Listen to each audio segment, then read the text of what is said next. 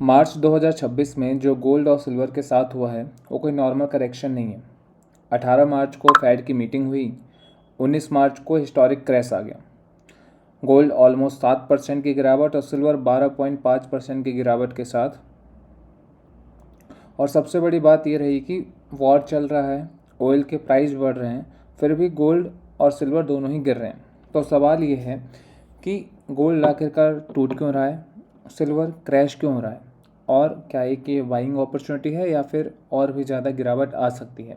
तो आज के वीडियो में हम रियल डेटा के साथ समझेंगे कि जो फेड का डिसीजन था और जो अचानक से एक फ्लैश क्रैश आया, वॉर का क्या इम्पैक्ट पड़ रहा है और क्यों नहीं बढ़ रहा प्राइस, इंडिया में क्या प्राइसेस चल रहे हैं, टारगेट्स क्या हो सकते हैं, और 28 मार्च जो एक सबसे बड़ा बिगेस्ट इवेंट है उसका क्या इम्पैक्ट पड़ सकता है गोल्ड और सिल्वर के प्राइसेस में।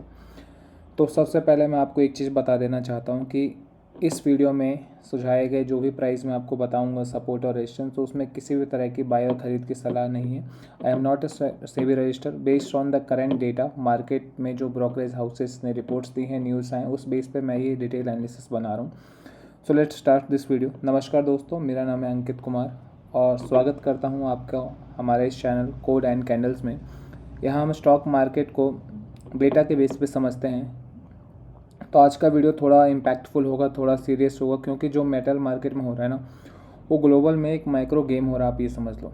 तो अगर आप भी गोल्ड सिल्वर ETF या इक्विटी में जो भी आप SIP या फिर बाय इन्वेस्ट करते हो तो ये वीडियो ज़रूर देखना। तो चलिए स्टार्ट करते हैं। तो सबसे पहले हम बात कर लेते हैं जो फेड की मीटिंग थी उस पर हुआ क्या था।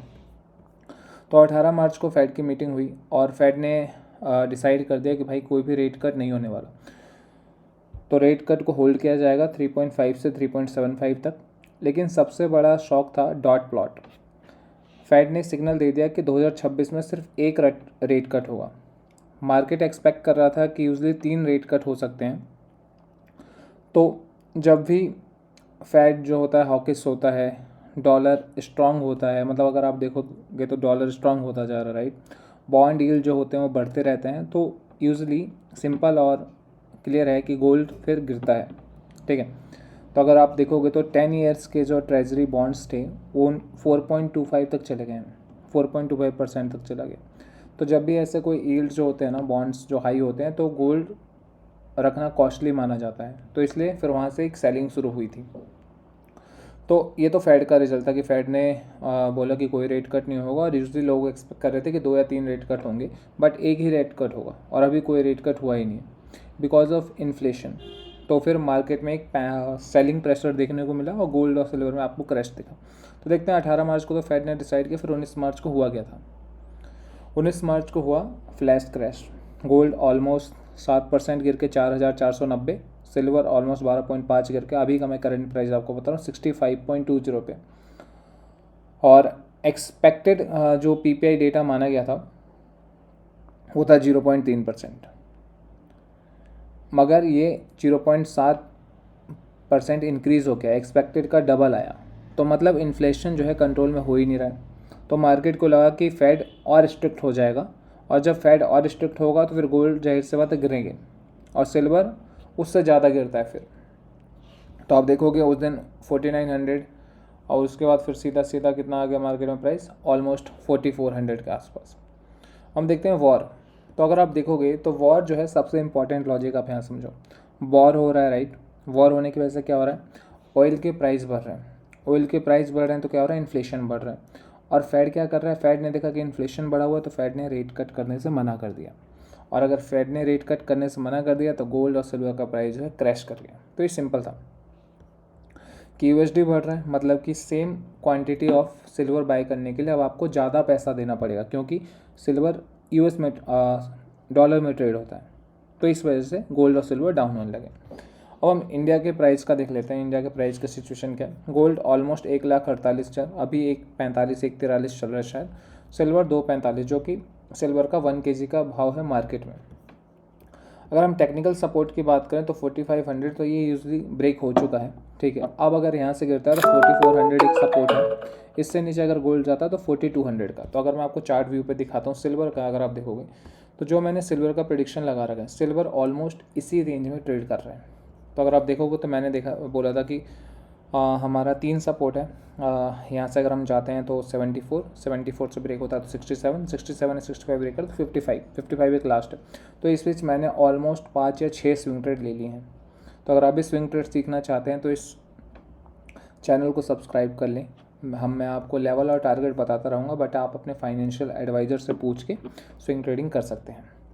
तो अगर आप देखोगे क्या हुआ, सारे टारगेट जो थे सेम उसी रेंज पे सिल्वर जो है मूव कर रहा है। तो अगर आप देखो यहाँ पे आया सिल्वर गिरावट के बाद हमने देखा कि यहाँ से सिल्वर जा सकता है या नीचे जाएगा या फिर यहाँ से फिर ऊपर जाएगा।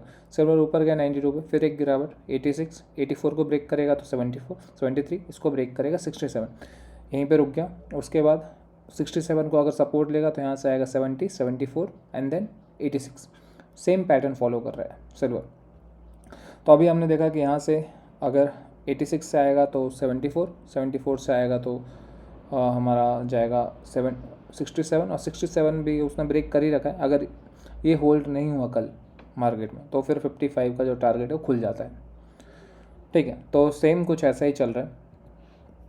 तो अगर आप देखोगे लॉन्ग टर्म व्यू के लिए तो गोल्ड ऑलवेज बुलिश है, आप बाई कर सकते हो लॉन्ग टर्म। अगर आपका व्यू है तो जो भी डिप हो रही है उस पर आप बाई कर सकते हो। गोल्डमैन ने बोला है कि 6000 का टारगेट, जेपी मॉर्गन ने 5000 का टारगेट दिया है और ट्रेंड उन्होंने बताया कि लॉन्ग टर्म पे बुलिश है, शॉर्ट टर्म पे वोलेटाइल है। तो अगर हम गोल्ड का चार्ट देखते हैं तो गोल्ड हमारा कहाँ है, तो इसमें हम आते हैं गोल्ड यूएस डॉलर में हम देखें। तो अगर आप गोल्ड का देखोगे तो गोल्ड भी सेम ही पैटर्न फॉलो कर रहा है, राइट। तो गोल्ड ने बोला कि इसको मैंने ब्रेक कर दिया, अब इससे नीचे आऊँगा तो मैं आ जाऊँगा 4200 पे ऑलमोस्ट, राइट। 4200 एक इसका सपोर्ट है एक वर्स्ट केस में। 28 मार्च पे वो डिसाइड होगा जो हमारा इस वीक होने वाला है। उससे नीचे जाता है तो उसके पास एक 3800 का टारगेट है, नहीं तो फिर अगेन 3400 एक बहुत स्ट्रॉन्ग सपोर्ट है, मतलब कि सोने का प्राइस 1 लाख। तो देखते हैं कि गोल्ड कहाँ तक आता है। बट हाँ, अगर आप लॉन्ग टर्म इन्वेस्टर हैं तो हर डिप पे बाय करें, वेट करें इसको ब्रेकआउट होने का 4200 तक। 42 अगर ब्रेक होता है फिर आप यहाँ पे छोटी छोटी क्वांटिटी में बाय कर सकते हैं। तो लॉन्ग टर्म व्यू पे मैंने आपको टारगेट बता दिया है। अब नेक्स्ट ट्रिगर जो आता है 28 मार्च को आता है। अब 28 मार्च को क्या होने वाला है, 28 मार्च को पीसी इन्फ्लेशन का डेटा आने वाला है और फेड वॉच डेटा बोल रहा है कि मार्केट अब 0 रेट कट एक्सपेक्ट कर रहा है। तो ये ईयर स्टार्ट में अगर आप देखोगे तो 3 रेट कट एक्सपेक्टेड थे, अब कितने हैं, 0, राइट। अगर इन्फ्लेशन हाई आएगा तो गोल्ड और सिल्वर और भी ज़्यादा गिर सकते हैं। अगर इन्फ्लेशन कूल हुआ, मतलब ठीक ठाक रहा, तो गोल्ड यहाँ से एक छोटी सी रैली दिखा सकता है। तो ये थे नेक्स्ट मार्केट के ट्रिगर। तो अगर इन्फ्लेशन का जो डेटा है 2.8 से ग्रेटर आए तो गोल्ड फिर 4200 तक देखा जा सकता है। 4400 को क्रॉस करने के बाद 4200, और उसके बाद फिर आप देख सकते हो फिर ये 4600 या मतलब अगर डेटा अच्छा आता है तो वहाँ जा सकता है। तो मैं तो आपको यही कहूँगा कि आप हमेशा गोल्ड और सिल्वर ETF में, सिल्वर ETF आपको आसानी से स्विंग रेट दे सकता है जैसा मैंने आपको बता रखा है। तो सिल्वर का ये हमने टारगेट डिसाइड कर रखा है 160, तो खैर नहीं अभी के लिए हम इसको 180 लेते हैं। तो ये अगर यहाँ से सिल्वर मुझे लग रहा है कि कल अगर मार्केट खुली रही सेम 8 से लेकर के जो भी एग्जैक्ट प्राइस सिल्वर का चल रहा है 65, उस पर खुली रही तो डेफिनेटली सिल्वर खुल जाएगा हमारा 202 या 205 के आसपास, या उससे नीचे भी जा सकता है। उसके बाद फिर सिल्वर का एक टारगेट है 192 और 192 से फिर 180, 175 पे एक अच्छा खासा बहुत अच्छा स्ट्रॉन्ग सपोर्ट जोन है। तो यहाँ पे आप बाइंग कर सकते हो। अगेन लास्ट में ये बोलूँगा कि बाय और सेल या आप अपने फाइनेंशियल एडवाइज़र से पूछ के ख़रीदें, ठीक है। मेरा किसी भी तरह का बाय और सेल का एडवाइस नहीं है। अगर आपको किसी प्रकार का नुकसान होता है तो उसके ज़िम्मेदार आप स्वयं होंगे, प्रॉफिट होता है तो भी उसके ज़िम्मेदार आप स्वयं होंगे, ठीक है। तो अब बात कर लेते हैं फाइनल स्ट्रेटेजी क्या है। पैनिक होने की ज़रूरत नहीं है यार, लॉन्ग टर्म अगर हो तो पैनिक मत हो, आराम से घबराएं नहीं। लॉन्ग टर्म में गोल्ड मजबूत है। सिल्वर में थोड़ा उतार चढ़ाव होता रहता है तो छोटी छोटी मात्रा में क्वांटिटी में बाई कर सकते हैं। लॉन्ग टर्म में बाइंग और डिप की सलाह है, और शॉर्ट टर्म में आपको बोलूँगा वेट करो जो भी आपको टारगेट्स अवेलेबल दिए। लॉजिक क्या है कि अगर वॉर ऐसी बढ़ता रहा तो ऑयल के प्राइस हाई होते रहेंगे, इन्फ्लेशन बढ़ता रहेगा और फिर फेड बोलेगा भैया अब नो रेट कट, और फिर इस हिसाब से गोल्ड और सिल्वर प्रेशर में आएंगे। 28 तारीख एक इंपॉर्टेंट दिन है। तो थैंक यू सो मच। जय हिंद, जय भारत गाइस।